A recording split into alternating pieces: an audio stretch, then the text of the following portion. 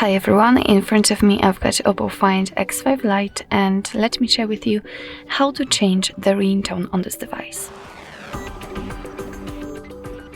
So first of all, let's enter the settings and here we have to scroll down to find sound and vibration. Now let's scroll down to this ringtone section and as you can see we've got two different options. So we've got the ringtone for calls and the notification sound. So let me show you how to do it using the ringtone. Of course, give all the permissions. And as you can see, we've been transferred to the full list of the system defaultly installed ringtones from which we can choose. What's more, we've got the custom option, which simply means that we can select it from files if you will have any compatible ones, for example, downloaded or recorded, as you can see. Then they will appear right here and you will be able to pick them and set them as a ringtone.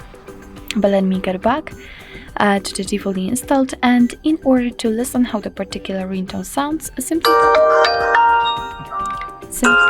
simply tap on it and let me volume it down a little bit. So basically this is how it works, and if you'd like to set particular ringtone, for example in my case this fresh morning, just make sure that it is marked and go back.